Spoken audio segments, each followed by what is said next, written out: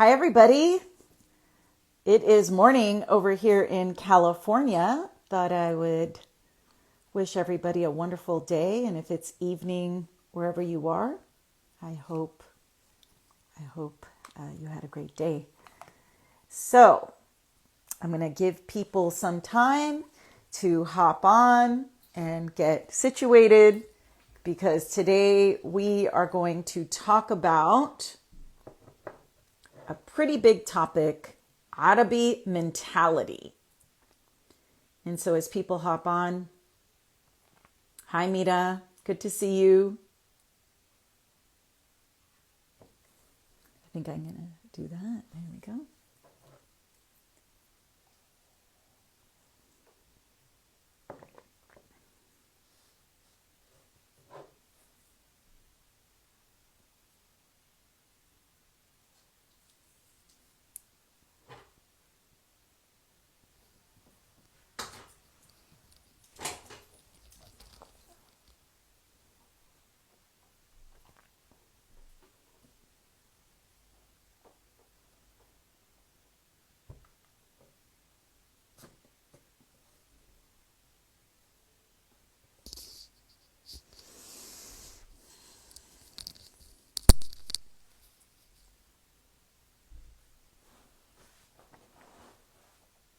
All right, well, I'm just going to start. Arabi mentality. In working with so many Arab from different parts of the Arab world, I understand that there are certain nuances. However, in general, what I've observed and what I have seen is what I call the culture of dichotomy. Now, what does that mean? We revere, so one aspect of our cultural values or mentality is family first, family centric. And that's on one hand a very beautiful thing. We gather together, we have meals together, we enjoy our time together. This sense of, in some families, a sense of loyalty and obligation. Now, on the other side of that, that can be very problematic when you are not in a healthy family system. And this can cause a lot of distress for people within our culture because of these cultural obligations. It's almost, I've heard things like, I can't escape it. People will say, I don't want to go see my family. However, I'm obligated to do that. And so while in one sense, this value is a beautiful thing, it can really limit people from honoring who they are and what they want to do. The other aspect is honor. We have this great sense of pride and honor within our culture. And so, again, we take pride in our work ethic. We value going above and beyond, doing a great job. And so on the other side of that, it can be people pleasing, perfectionism. This sense of pride can also impact that we're doing too much and not receiving. Also, this sense of honor. Many times I know growing up, deathly afraid of dishonoring the family by my behavior. And many times just doing normal adolescent exploration, what happens is the family can shame this individual from just exploration because of family reputation. It's what are shul nas bihku? What are the people going to say? And that's generally a very big focal point where many of our families kept us in control or made sure we didn't go outside of these cultural expectations because of this family reputation.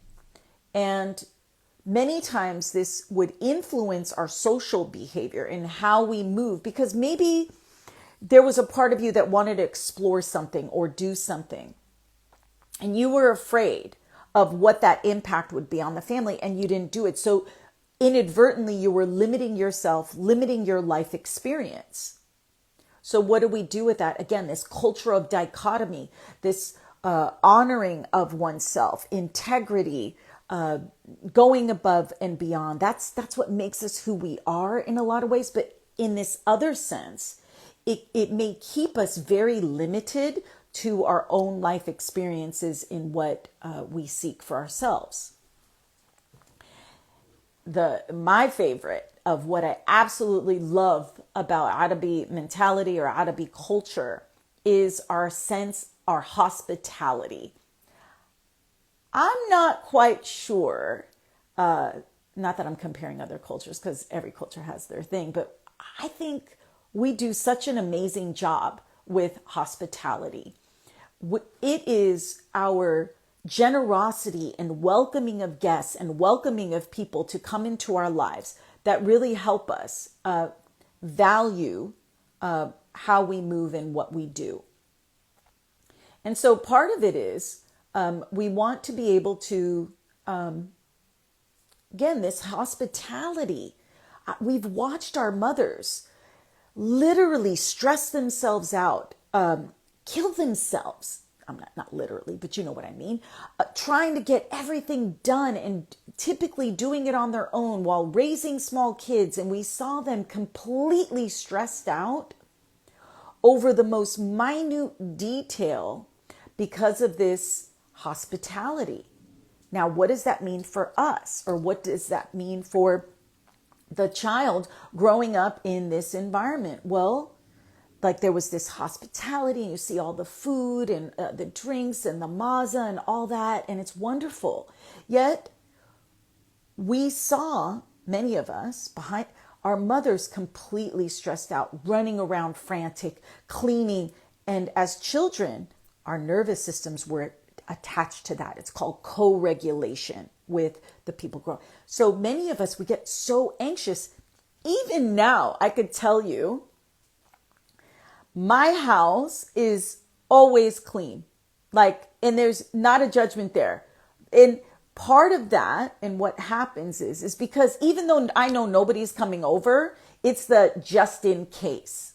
And this is where, how do we mitigate this wonderful part of us with hospitality and also not be so stressed out that we're transferring from generation to generation the intensity in what we give to our guests.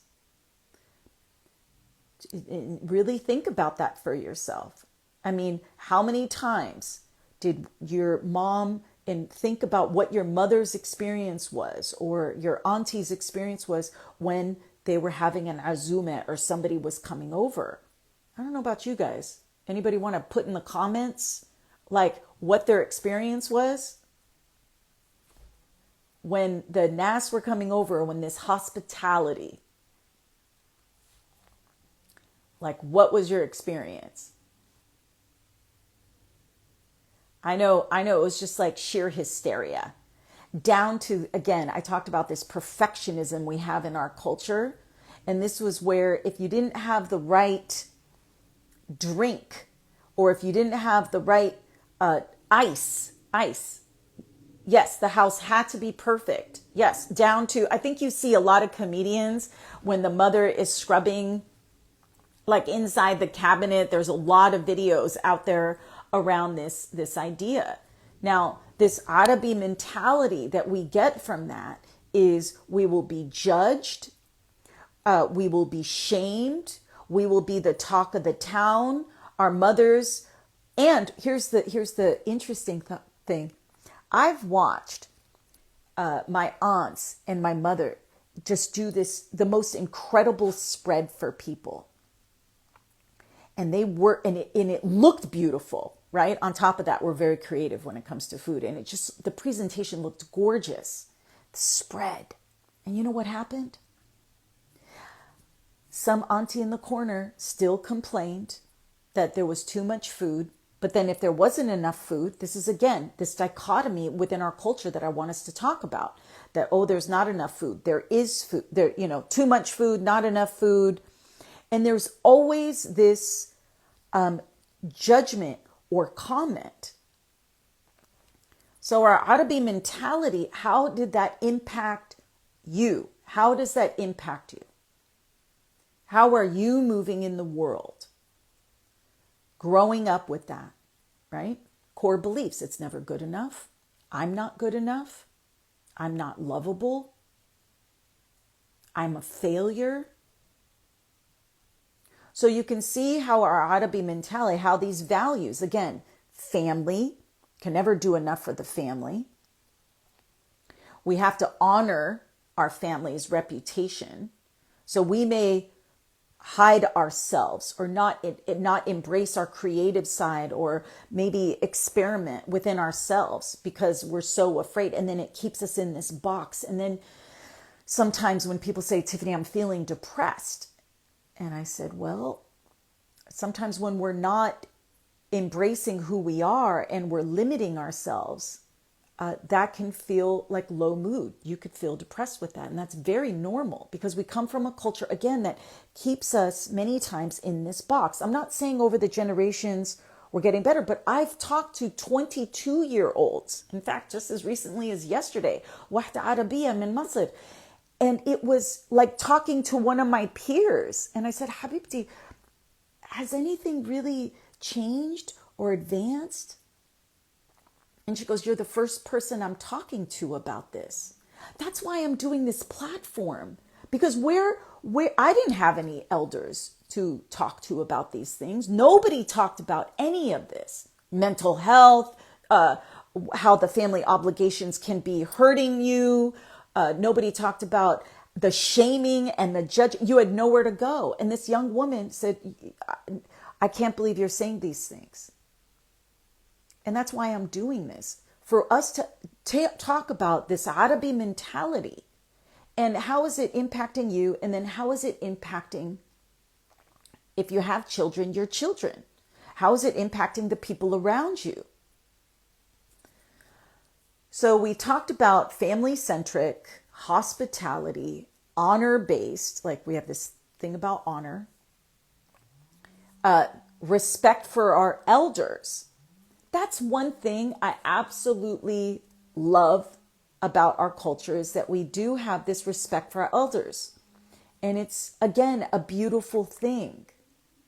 Now, and that's something I instill in my daughter to a certain degree.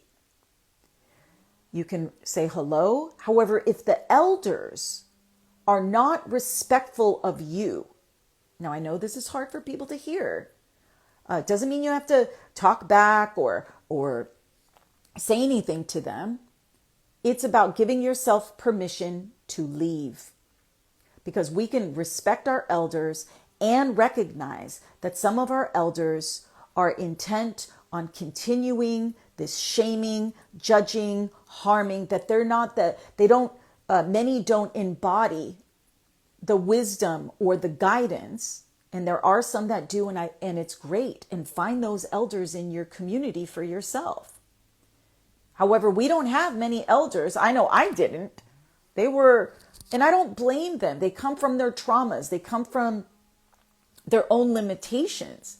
However, we need to do different because the younger generation is suffering. And how do we stop that? By being an example to the younger generation that there is a different way, that you can respect your elders and give yourself permission to walk away if they're hurting you. Just because we're family centric within our ought-to-be mentality, it does not mean we need to sacrifice ourselves or our well-being or our peace. That's the difference. The other thing that's important. Oh, anybody have any questions or comments, or anybody want to share their experiences? I know I get on here and I talk a lot, but really I want to hear more from the people that are on. Henna, I hope I'm pronouncing your name correctly. It's always good to see you every Sunday, and I appreciate you being on the live and participating. So, is there any feedback that you guys have around anything that I'm sharing? Around Arabi mentality, our families?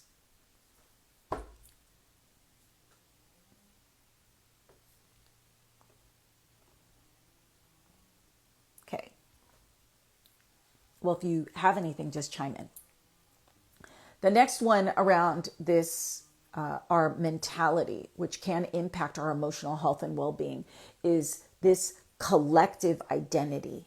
Now, I know being Palestinian American, being so incredibly proud of this collective identity I have within my community. And I'm sure, and I've heard from other clients I work with from different parts, that they also have this, like this bonding that we have within our community. And again, where it becomes problematic is when the precedent of the group, now again, it's a wonderful thing. It's community, it's coming together, it's bonding together, it's supporting one another, it's uplifting us as communities, and I think we're getting better at that, is over individual interests. Now, growing up, how many of you experienced who you are as an individual, or have you, your worldview is who you are within this collective identity? Sometimes it may be hard to separate who you are versus what the cultural demands are or expectations are. Many times when I work with Arab, one of the first things is they don't even know who they are outside of this collective identity. Yes, it's extremely hard. And I always let them know, offer yourself some grace around that we were not growing up. There was no individuality. That wasn't celebrated. That wasn't honored. If anything, if you were more eclectic, or if you were more creative, or if you did things outside, that identity, that individuality you had within yourself, in many cases was punished. And so what did you do? You may have suppressed yourself.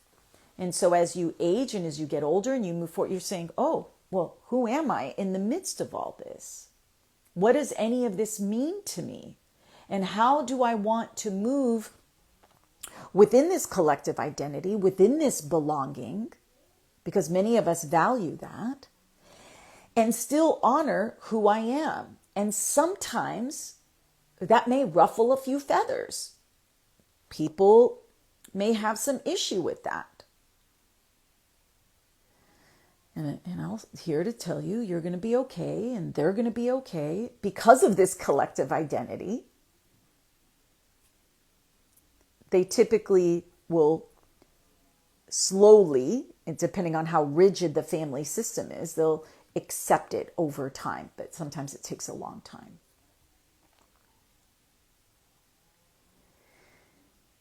So the other piece anybody have any questions on Arabi mentality and emotional health that I can answer? Anything you're curious about in how to navigate certain aspects within our culture? It's really not that easy. I say our cultural messages are deeply embedded, this mentality. And I know I can speak for myself, I never liked Arabi mentality. Min marra. If you really want me to be honest, which usually I am, I absolutely thought Arabi mentality was rigid. It was not inclusive or open, or it didn't honor the individual person. I felt like I would watch people do things that were super cool, and they would get plummeted by the community. And it's time for us to start uplifting one another and breaking through this mentality that we can all be individuals within this collective identity. We don't all have to be the same. We don't all have to honor these. But yet what I'm seeing from generation to generation is we're doing the same thing over and over again, expecting different results. And that's, what did they say? That's the definition of insanity. And when I was speaking to that 22-year-old young woman, and she's Arabia, Arabia, we were bonding, and her stories were, it broke my heart. So, sorry, I got emotional. Yeah, they have to hate on each other. But, and what do we, and that's, and I could go through some historical, we can go down that road. But how can each and every one of us, I can't control what the haters or the cousins that throw shade or the people that look at you sideways. I mean, I even went to an Arabi event not that long ago, and I walked in, oh my gosh, the stairs, and it was like, and then they look you up and down and they're curious. And I know that they're seeking, who is this person? They're trying to understand who this new person is. However, even with my skills, I was like, oh my gosh, this is so profoundly activating in my nervous system. This is so uncomfortable. And yes, I have this, okay, are they hating on me? Are they hating on the dress? Are they hating on whatever? And then I had to reframe that for myself. And I said, maybe they're just curious. There are some that are actively hating. I don't want to, however, I don't want to give that too much power. We give a lot of that, a lot of power. And I was like, well, maybe they're just curious. I'm this new person. I'm coming in. Maybe they want to understand who I am, and they just don't have the language or the social skills because they're so used to moving in a certain way that maybe they don't have the social skills to come up and, hey, how are you? Or some of the aunties, oh, I like what you're wearing, right? And I said, oh, thank you, auntie. I appreciate that. But she had a look of disgust on her face. So I wasn't sure, but I just had to take what she was saying. I was like, oh, okay. Why would she come up to me? Right. But then we get into these spins. Right. And then I said, I'm not going to do that. I'm just going to let her have her experience. I know. It's so true. That's what happened. Real story. Yeah, I know. They're special. But I just want to highlight how the looks, the stares, this Arabi mentality of judgment and shaming, we don't have to do that. We can take responsibility. So when I go into an event, I'm really coming in with an open heart, wanting to be open okay, I don't judge anyone's dress. I don't look at what they're wearing, I don't do any of that. Because that's not important. Who are they as an individual, again, within this collective? But our nervous systems are so activated all the time. I would say more often than not, if I speak to any Arab from pretty much anywhere around, whether they're born in the country, here in the United States, somewhere else in Europe, I have yet to meet an Arabi person, male or female, that doesn't have a significant amount of trauma as a result of this Arabi mentality, our cultural expectations. Now, trauma doesn't necessarily have to be these big events. Now, many in our Arabi community have huge trauma coming from the countries that they're coming from war, assault, child abuse, sexual abuse.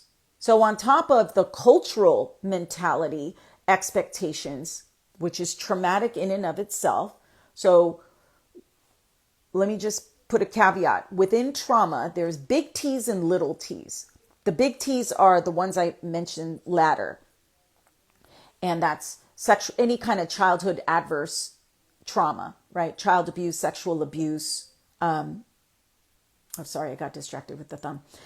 And war, accidents, health issues, surgeries, things of that nature can be very, very traumatic. Little T's. Now, I say this reservedly because in our culture, they can be huge T's.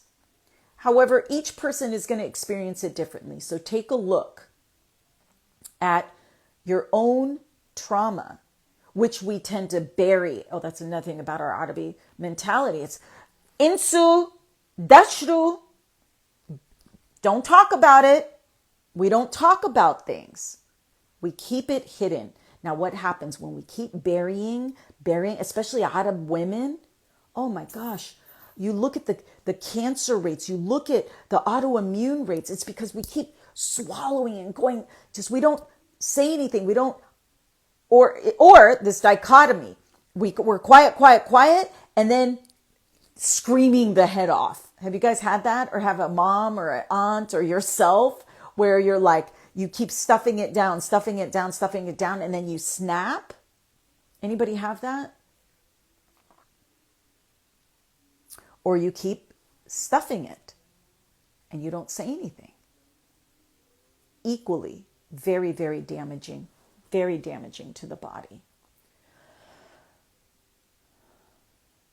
Now, I know there's variations within Arab culture. I'm not here to blanket any of this, but I can say the more I work with a lot of Arab, I meet so many Arab, and there is this, we have this collective identity, which is beautiful. We also have this collective cultural experience in trauma around all these obligations and how it impacts our emotional health. And because we were raised, many of us, in environments where we had parents who were constantly stressed out, yelling, screaming, or just busy all the time, our nervous systems did not learn how to regulate itself.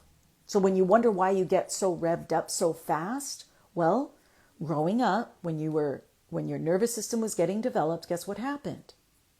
It was co-regulating with people who were very stressed out, very anxious, or perhaps depressed. So this is give yourself some grace. It takes time to reprogram the nervous system. It takes time.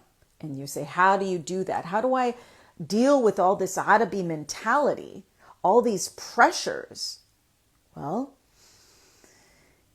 first, it's you assessing for yourself your own values. Like, what is it that I need for myself, my family, if you have your husband or your wife or your children, and even if you don't have children, if you're a student, it doesn't matter. It's about you reflecting within and saying, what are my values? And how do they align with the cultural values? And many times they do align, but how do you want to move outside of that to say, I'm going to allow my child to have a little bit more freedom in that, and if I will protect my child from that.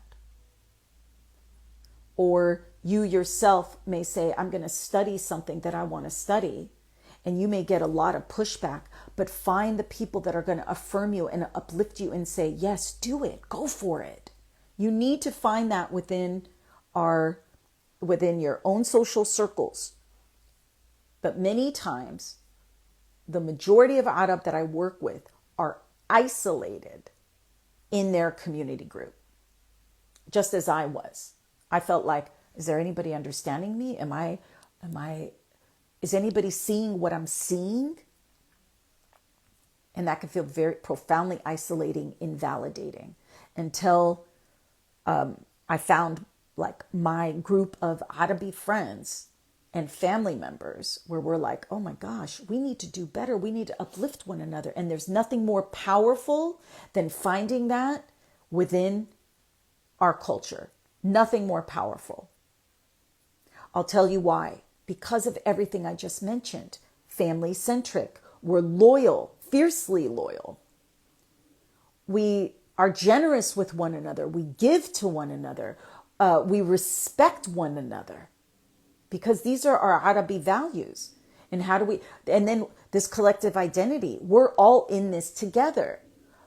And all I'm suggesting is we're all in this together from a healthy place, from a place where we can honor one another and honor our individual differences together. And supporting one another. I've been meeting so many Arabi therapists. If anybody needs a referral, because sometimes finding therapy and then you're going to non-Arab or somebody that doesn't understand our culture, it's exhausting. You have to explain. And how do you explain our culture, really?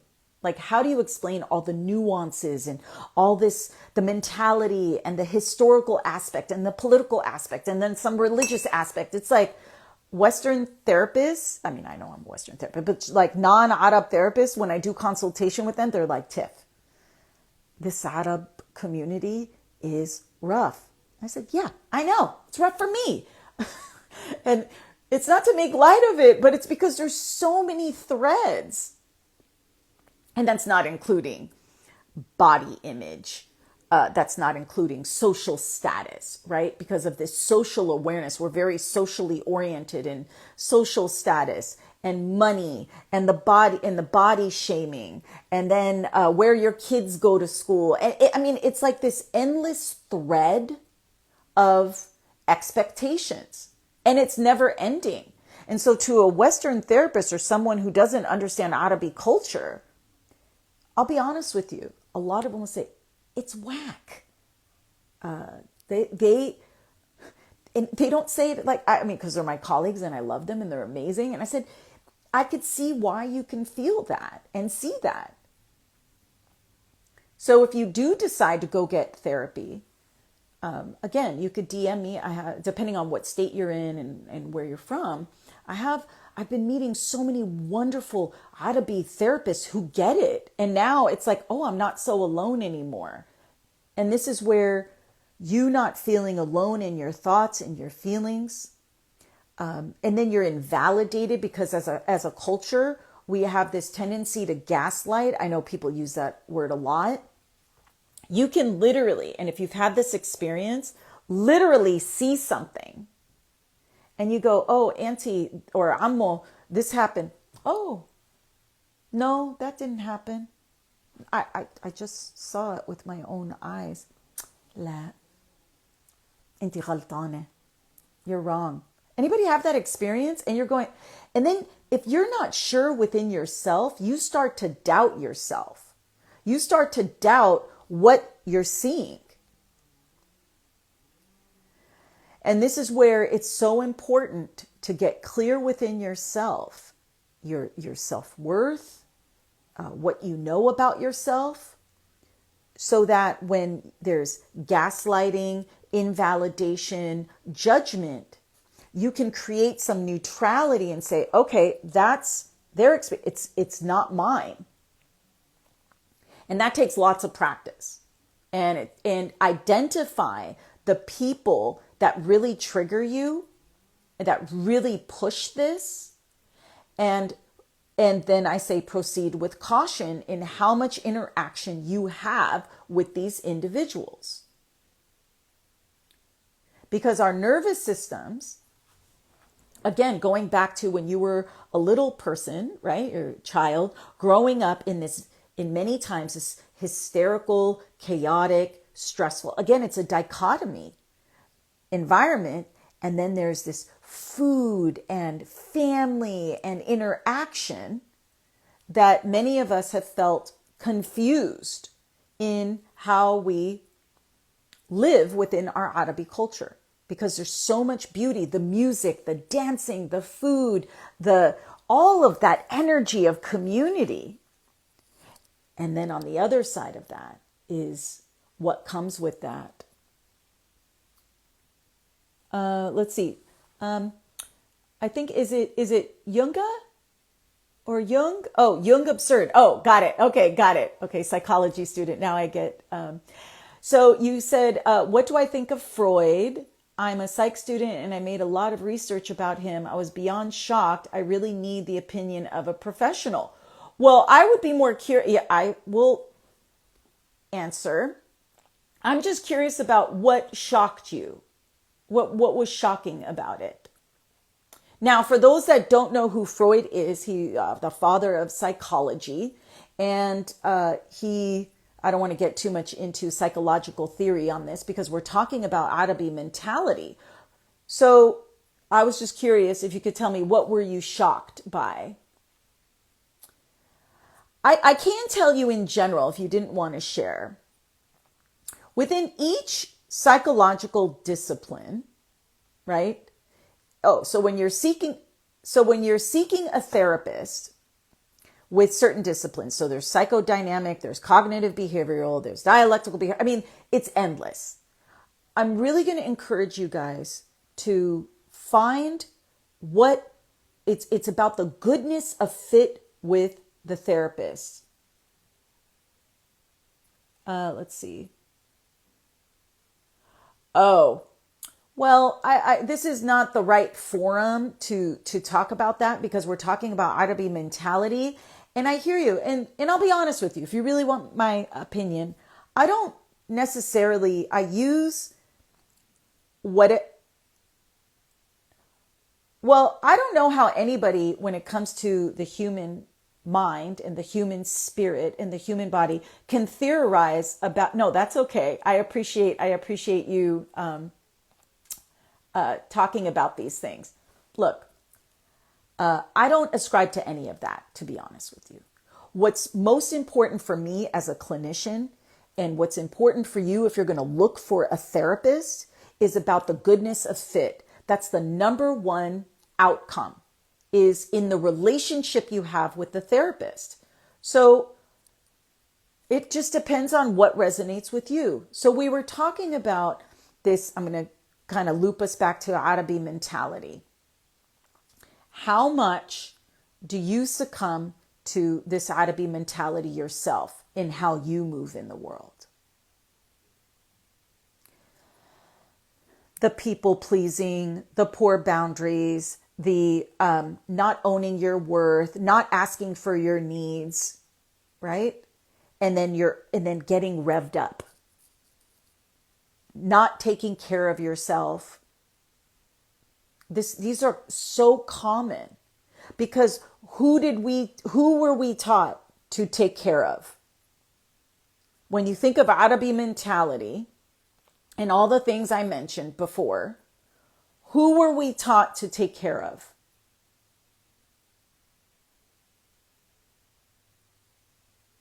Other people. You may have been a kid. Okay, this is where these mini traumas, I want to help you guys understand a little. We take care of everyone around against you.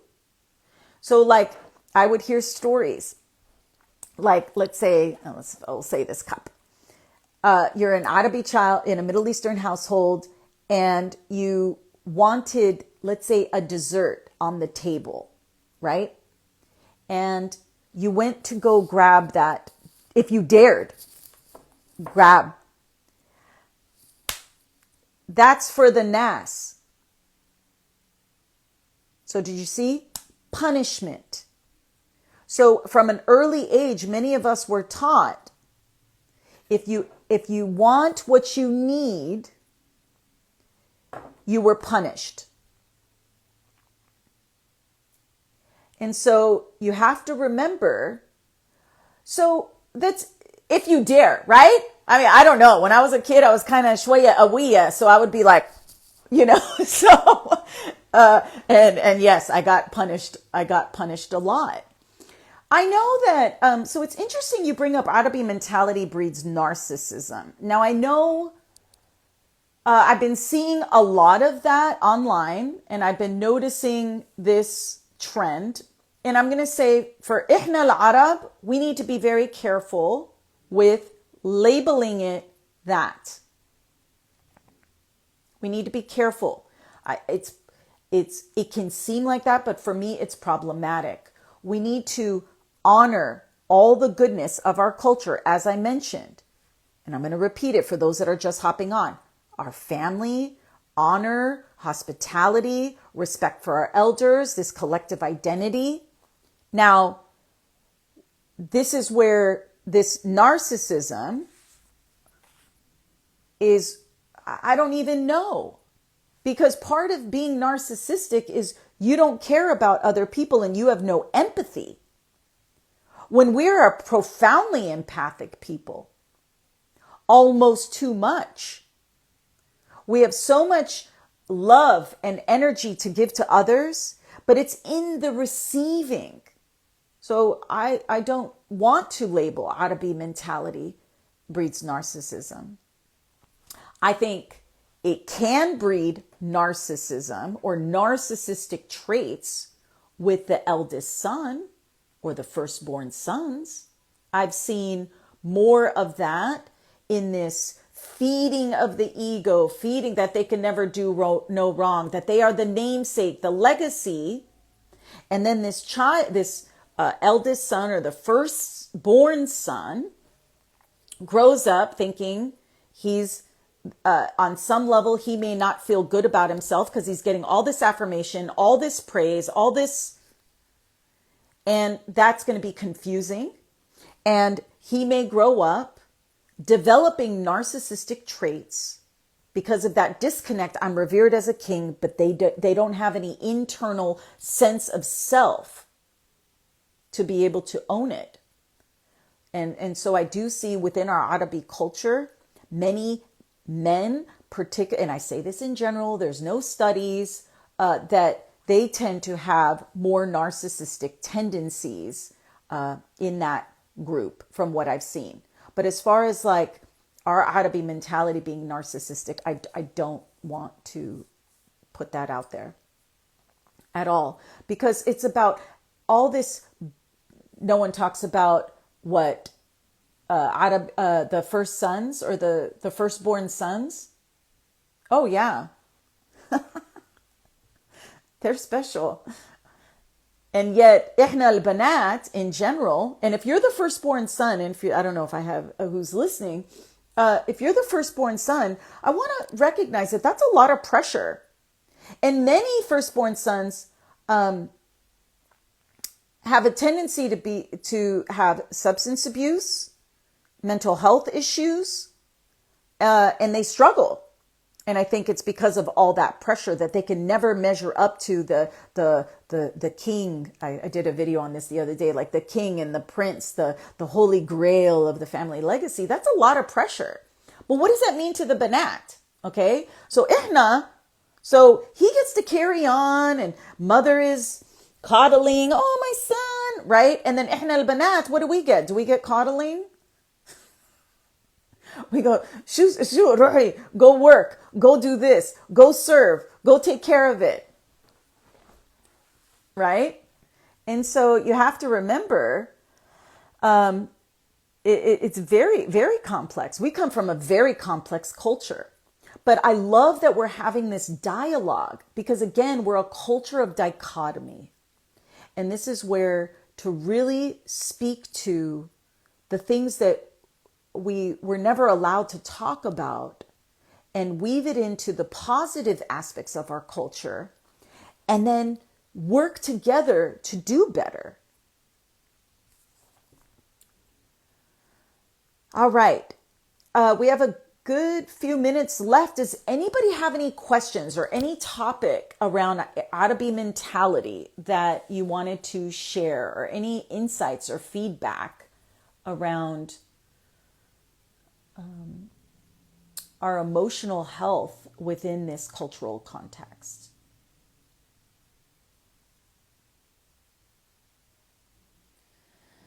Yeah, the firstborn sons. Yeah, I guess I'll end with one aspect of that is we need to do better at having boundaries with our families, because many times إحنا نسوان العرب or بنات العرب are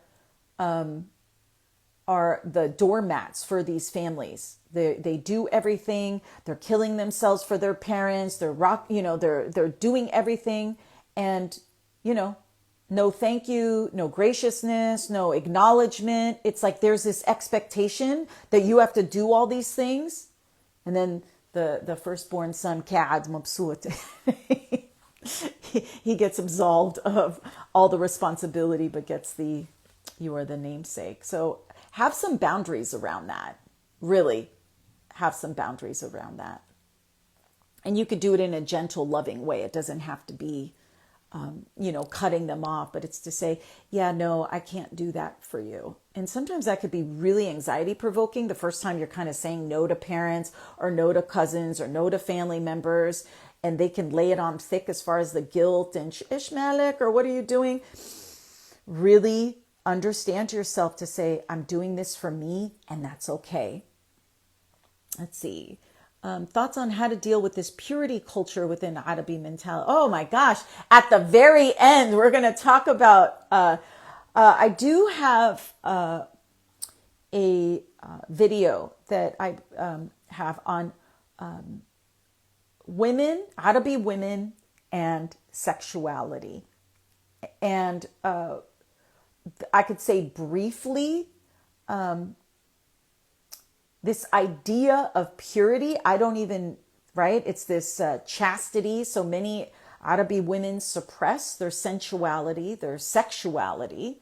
Many Arab may suppress even their sexual identity because of this purity mentality. What is that? When you say purity, is it you must be a virgin till you're married? Is that what you mean? No one can touch you. You can't even. Is that what you mean? So, that's a huge topic that I really want. Yes, the virgin stuff. Yeah, totally. And I was shocked a little bit that the younger generation still has this mentality. I know when I was growing up, oh man, you couldn't even. If you looked at a guy, like you were called a whore. Like that's how intense it was. If you kissed a boy, and the community found out, that goes to the honor base, the family reputation, the influence of social behavior.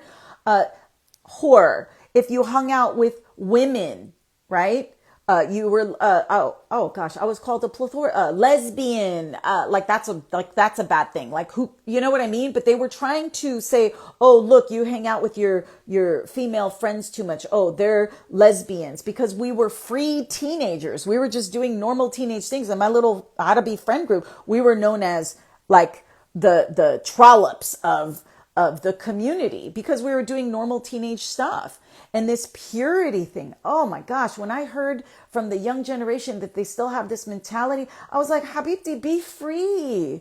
If you're honoring yourself, you're not hurting anything or anybody. Oh my gosh, we need to really let go of that. At least if you're triggered, I'm not the right platform for you, really. It's about how do you connect with yourself in that way. And many of us suppress. We have so many sexual issues. Okay. So many sexual issues. When we're in bed with our partners, we may not be as free. We may not, because we're constantly like, am I going to be known as a whore in bed? And then, and you're with your husband or your boyfriend or your partner or your lover. And there's this like suppression. And it's because of this purity. It's because of this moral duty, this honor. And I say, particularly for us women, yeah, no, I don't. Just that female sense of who we are.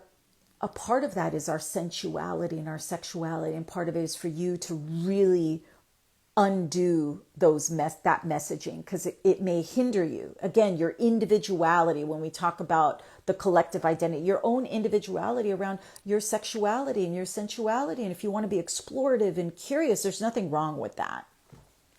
So If that made folks feel uncomfortable in here, I apologize. We don't even talk about that. I think we have a joke amongst my Arabi friends.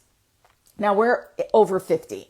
And we'll say, hey, Lissa, she thinks she's claiming she's a virgin. Ashan Mishmit Jose, right?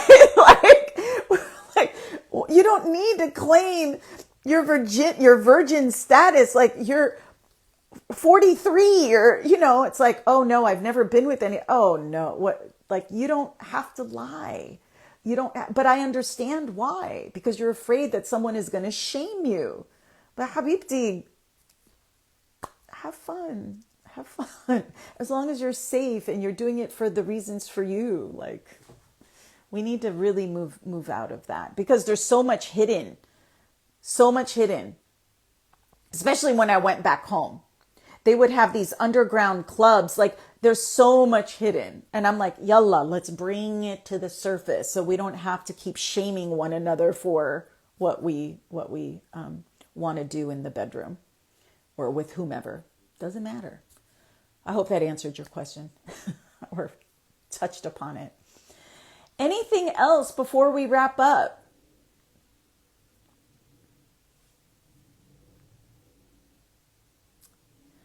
Well, I wanted to thank everybody for joining me today. It is always a pleasure to be here with you. I feel a sense of community, and for us to learn and grow together and to uplift one another. And how do we release ourselves from the Arabi mentality? How do we release ourselves from this Arabi mentality in a way that we can really move forward to shift generational trauma? All right, you guys, well, stay tuned for next Sunday, and we'll keep you tuned on the topic. And I hope everyone has a wonderful, wonderful day.